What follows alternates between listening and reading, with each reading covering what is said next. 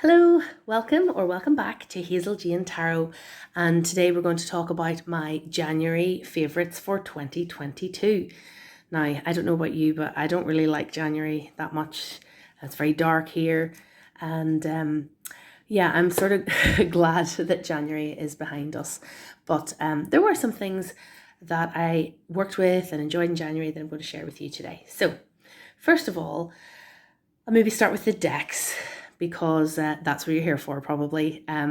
So my card pull from the Mother's Wisdom Tarot for the month of January 2022 was Cave.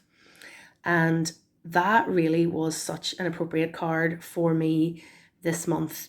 I have really wanted to just get more time alone, and getting breaks away from responsibilities of all kinds was definitely something that I had to try to make time for during the month of January. One thing that I liked about this card is my little girl saw this on display and said, looked at this lady and said, "That's the good mummy." And I really liked that. It sort of stayed with me because as a mum, sometimes you feel guilty for taking time away from your child for whatever reason. And the fact that she innocently, without really any intent, commented that this woman on her own was a good mummy. I really liked that, and I tried to remember that just because you need a bit of time away sometimes doesn't mean that you're not a good mummy. So that was my card pull for January from the Mother's Wisdom. And as you may know, I pull one card a month from that deck, and I love it. So yeah, continuing to work with Mother's Wisdom, and that was the wisdom from this month. Now, probably my favorite deck that I worked with, I only worked with 3 decks in January, and I think my favorite of these was the African Goddess Rising Oracle by Abiola Abrams. So this is a mass market Hay House deck, and what I did with this was I had this in my bedroom, and I pulled a card from this deck at bedtime each night. I didn't do it every single night, but most nights I pulled a card from this deck. Now, as you can see, the art is absolutely gorgeous. The colors are so rich, and each card features a different divine feminine figure. So just to read you from the back of the book, it says, or back of the box actually has a good description. It says, this goddess deck includes revered deities, matriarchal spirits, supernatural creatures, and regal ancestors, reflecting the multidimensional nature of traditional African spirituality. So the art is absolutely gorgeous, as you can see, and it has a whole range of divine feminine figures, some of which are perceived as goddesses, but some are other kinds of beings, and it just is beautiful. This deck it's not made for me, like it's designed to help people who are women, especially of African descent, to connect with the spirituality of their ancestors, and it explains that in the guidebook. But I find, even though I don't personally have this heritage, it read beautifully for me as an oracle deck, and it was also nice to read about and learn about figures that I wasn't familiar with already. So it was a really beautiful deck, and I must give a proper full review of it. I'll just give you a quick look at the guidebook. So when you pull a card in the guidebook, you have the figure and the country that they come from, or sometimes like the people with the peoples that they come from within a given country, because obviously some deities cross country borders and so on. And then there's a little description of that person or that figure, and then there's sort of simple guidance, a longer description, and a little affirmation kind of to go with it. So this is an absolutely essential for me to use the guidebook because these are not figures that I'm already familiar with. So it was really important to read a little bit about them. And in most cases, after reading what was in the guidebook, I then was looking up a little bit more online to find out a bit more about the figure because I hadn't encountered them before. So this is a fantastic deck and I would really recommend it to anybody.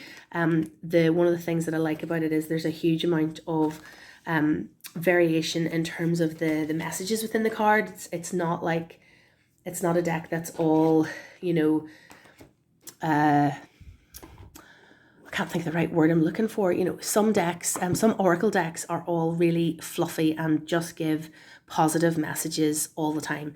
The African Goddess Rising Oracle has more nuance than that and has some more challenging cards and constructive messages to go with them. So it's well written as a deck in terms of the range of messages, and it's a beautiful deck to look at as well. So I must do a proper full review of it. But yes, that was my favourite deck to work with this month. Probably second then would be the Spirit Keepers Tarot Revelation Edition by Benabel Wen, and this is the only tarot that I worked with in the month of January. So I started off intending to do 4 full weeks of study of the Revelation Edition, looking at 1s the first week, the 2s the second week, the 3s and the 4s. But I didn't get through all of that. I got my study completed of the 1s and the 2s, and then I sort of lost focus on the busy with other things in the second half of the month. So I'm going to pick up with the 3s and keep going into the month of February. I also use this deck for week ahead readings, following a spread that Benabel has created and recommended for use with this deck. So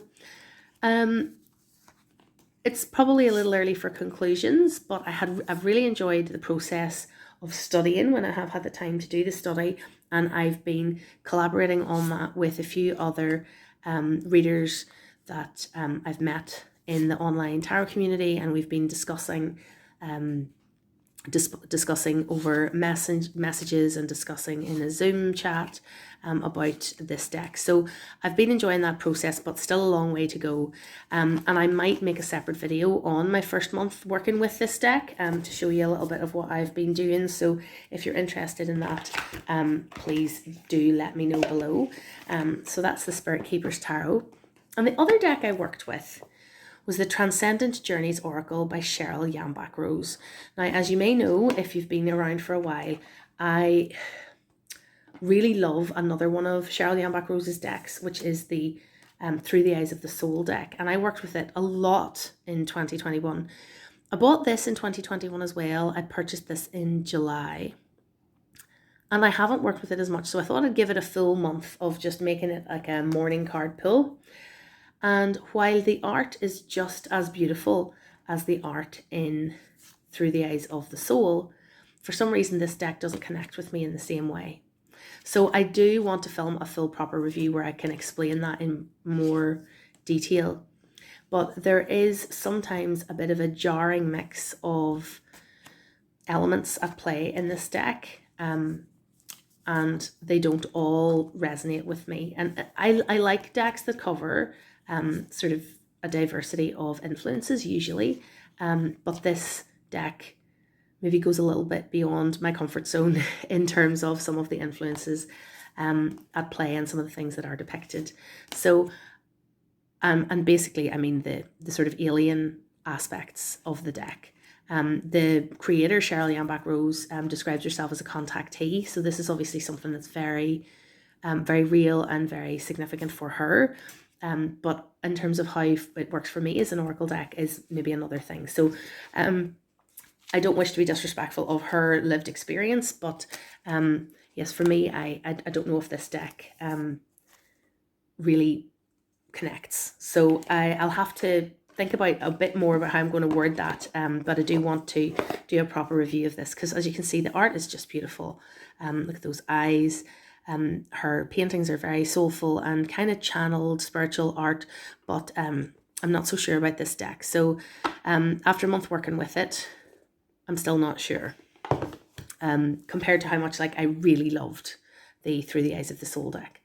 Okay, so the last thing I wanted to talk about in terms of decks is my one new tarot deck of January 2022, and that is Pakicarti Tarot Rider-Waite. This is the Tarot Os Gaeilge, the tarot in Irish.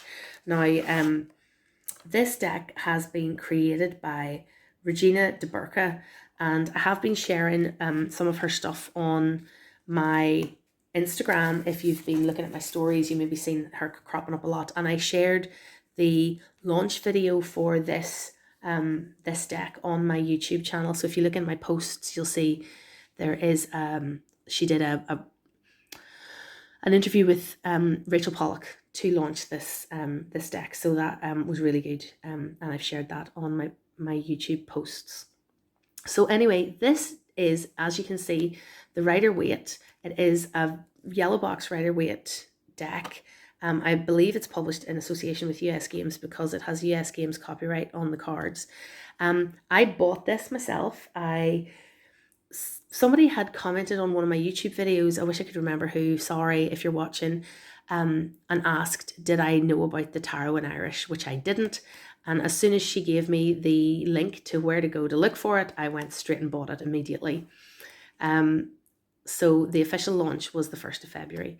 So you can see it's a traditional Rider-Waite, and there's nothing very exciting about as a version of Rider-Waite, apart from it's in Irish, which, as you may know, I've been learning Irish for a year, and I was just so excited. The other deck that I have that has Irish on it is the Fairy Wicked Tarot, but it has an odd mixture of Irish and English, which I'll maybe do a side-by-side comparison of these two decks just to talk about that a bit more. But here we have just straight up Irish, and I've been working on trying to improve my pronunciation, so I'm maybe not going to do very much of that just now. I'll maybe do a video dedicated to that. But for somebody who's learning Irish, this is just like, I mean, it's such a niche thing to have a tarot deck that's got your language on it, but it's really exciting to have. So I'll try to link Regina de Burca's website where she's selling this below. So if anybody's interested, they can check it out. This is totally not sponsored. I just really love this project and love the deck, and have had really lovely interactions with the creator as well, in DMs and so on. She seems a very gracious, very nice person. So I'm very happy to talk about and support this project. And this is Stuart Kaplan's guidebook for the Rider-Waite Tarot, but totally in Irish. So, you know, you have André for the magician, and Thard Van Sagart, the high priestess, and so on. And then all the little keywords, but all in Irish. So, I mean, talk about a lot of vocabulary and complex vocabulary that I don't know yet. I'm still at the stage of reading toddler books, really, but this is just a fantastic thing to have. So delighted with Tarot Rider-Waite. And if you want more content on, you know, comparing that with the Fairy Wicked Tarot, which I'll probably do anyway, whether you want it or not. But if you'd like to see a full, proper, in-depth review of the kind of, like, getting into the cardstock and all that of the Tarot in Irish, please let me know, because I can definitely do that. Okay, so moving on. If you're just here for the tarot, that's us. But if you want to know about some of the other things that were my favourites in January, stick around. Okay, so books. Let's go books next. I got this book for Christmas, The Pagan Portals, Gods and Goddesses of Ireland by Morgan Dalmer. This is a great book. It's my second book by this writer. I also read Morgan Dalmer's book about Bridget, which is fantastic too, and really detailed and really well researched, and really, you know, this writer seems to be able to go into this sort of complexity and nuance of where there are contradictory messages in the lore around a particular god or goddess. So in this book, you have basically a short write-up on each of the main gods and goddesses of Ireland. And then there's footnotes at the end of each one. So it goes through the gods, goddesses, and then also kind of non-deity but other significant figures at the end. the entries are short, so it's like a little reference book as well as being, just a quick read from cover to cover. But like if you wanted to go back and check what was that about Bive, or what was that about, Maca, or the whoever, you can go in and just look them up. But there's really extensive bibliography at the back, which I thought was great. And another thing that I really liked at the end of this book was there's a recommended reading list of particular books that are great for looking into Irish and Celtic gods and goddesses. So that is just invaluable little reading list at the end of this book. So if you're interested in Irish deities, this book, you couldn't go past it. It's really a great little book. I also, fiction-wise, I read a couple of books. Not all of them were great, so I'm only going to tell you about the good one. Dawn by Octavia Butler. This is the first in the trilogy, the Lilith's Brood trilogy. And this is my first Octavia Butler novel. And look how beautiful the cover is. Oh, this is just a new edition, I think, that's newly available. This was recommended to me by a few people on YouTube. Aquamarine 18, Laura, talked a lot about Octavia Butler, and she wasn't the only one that I'd come across, but I had this on my Christmas wish list and somebody bought it for me. It's such an easy read. It's very enjoyable prose, like just kind of easy to read prose. The story is so imaginative, fantastical, kind of dystopian science fiction. It's the future, it's post-nuclear apocalypse, and Lilith wakes up in essentially a spacecraft, and the survivors of humanity have been rescued or abducted by this alien race who essentially want to interbreed with humans in order to repopulate the earth. That's kind of the premise. But the issues that the book raises and the way it's a great story within itself, but then it also has kind of allegorical layers to it as well. Fantastic book. So I'm definitely going to be getting the next book in the series. If you do decide to read this, though, my recommendation is don't read too many reviews. I found myself, just with maybe too much phone use, looking at Goodreads reviews and stuff of this book while I was reading it, and that there was too many plot spoilers, and essentially I kind of spoiled the plot of the second book for myself as well by doing that. So my recommendation is, if you like science fiction, if you like dystopian type narratives, check this out, but don't read too many reviews before you do. The other book that I need to talk about, so I'll have to try to edit in a photo here. The other book I'd like to talk about is Briaring Sweetgrass by Robin Wall Kimmerer. So this is another book that Laura at Aquamarine 18 recommended, and it is a non-fiction book by a Native American botanist. So I think this book's actually quite popular. I hadn't heard of it until I heard about it from Laura, but I have now recommended it to quite a few people, some of whom had already heard of it. So Robin Wall Kimmerer has the scientific knowledge of plants that she brings into what she says about the natural world, but she also has Native American heritage and connection with the sort of spiritual, philosophical relationship with the natural world that comes from her Potawatomi heritage and people. So what she talks about, she goes through each chapter, sort of seems to deal with a different plant, or like a pond or lake or forest or some particular element of the natural world. And then it's sort of, while she talks about that conserving, working with that particular plant, she also then spins off into lots of reflections about our relationship with the natural world. Now, the plants that Kimmerer talks about, or Wall Kimmerer talks about in the book, most of them are plants that I'm not familiar with. Like, we don't have sweetgrass here, don't have maple trees, don't have pecan growing in, down the road. Like, those, most of the plants are not plants I'm familiar with. But the learning that she shared from the plants and her relationship with plants was really very inspiring. I'm not a green-fingered person. Any plants that I have in my care are lucky that they're still alive, to be fair. But this book really did inspire me to think a bit more about my relationships with plants, with plant food, and of course animal food is derived from plants as well, and about waste. And it really inspired a lot of reflection. I got it on Audible, and I will be listening to it again. Robin Wall Kimmerer's speaking voice is just so beautiful, so relaxing to listen to, and gentle, but really incisive content in that book. So if you think that sounds at all interesting, I would highly recommend Braiding Sweetgrass by Robin Wall Kimmerer. I'm going to be getting it for lots of people for their birthdays and Christmases in the years to come, until I've given it to everybody, basically. But no, I loved it, and I can imagine that being one of my top books of the year. I wish there was a book like that that talked about the native flora of my own country, and it has kind of inspired me to go hunting out something like that as well. Okay, so moving on from books, music. Well, it wouldn't be January 2020 if we didn't talk about Encanto.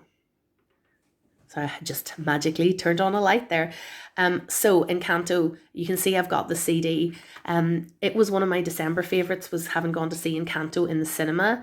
And obviously we've rewatched it a couple of times on Disney Plus in January, and it's just such a great movie. When I first saw it, the story wasn't the strongest element for me when I saw it in the cinema. It was the colours and the characters and the songs. And I would probably watch another story made with these same characters, and because they're just such fantastic characters. But I got the CD to listen to in the car with my daughter, and we have just been loving it. I think my personal favourite is We Don't Talk About Bruno, which I was astonished made to #1 in the British charts just last week, which I thought was so funny. Apparently it was the first Disney song ever to chart like that in the UK. So I love We Don't Talk About Bruno, singing it constantly. I've so many favourite lines, I don't even want to bore you with with that. My daughter is very into Isabella. She loves her character, and loves to sing along with her song. But the whole soundtrack and all the characters, all the songs, it's just wonderful. So yeah, big hit. Probably my favourite music thing of January 2022 was Encanto. Me and half the rest of the world. So another big favourite music-wise was this album. This duo is a band called Saint Sister. And Saint Sister are an Irish duo. Morgan, who is one of the girls in the band, she's from Belfast, and the other girl is from the south of Ireland somewhere, I'm not sure. So this is a CD, it just comes with a little lyric book. But the music is wonderful. I've talked about Saint Sister before, their previous album. This is their new album I got for Christmas. It's like a mixture of electronic pop that would remind you of something like Massive Attack, layered over with Irish traditional music. So some songs like the Place That I Work, which was actually, I think, my favourite song on the album. The Place Where I Work is like an Irish traditional tune. Like if you listen to it, it just sounds like an old Irish traditional tune with 3 women singing in close harmony, and it's gorgeous. But when you listen to the lyrics are actually really modern, talking about modern life, modern love. And I loved that combination, and it really reminded me of Sally Rooney's writing. Sally Rooney, who wrote Normal People, as you know, was a big TV hit, that adaptation. There's something about the feel of their music that reminds me of Sally Rooney's work, kind of contemporary love, attempting to have relationships, communication issues. Those are some of the themes that they deal with, but the music is kind of poppy but Irish at the same time. So like this girl, she plays the harp, and they use like the harp in the music along with electronic beats and stuff. So it's just, I really love this band. I highly recommend their other album and their first EP, Madrid, as well. But this, as a first listen of this band, I think you could go, you can't go far wrong with this. So the album is called Where I Should End. So if you want to look up Saint Sister and give them a listen, yeah, they're really great. Other big favourites music-wise, Tick Tick Boom soundtrack CD, got this for Christmas as well. So this has been getting a solid listen. And I mean, I love the film of Tick Tick Boom, as you may know. I was raving about it in my favourites before. And I really must rewatch it again because I loved it so much. But I loved the soundtrack CD, and it really tickles me that they left off Green Green Dress from the movie because I really hated that song in the original Broadway musical recording soundtrack that I had before.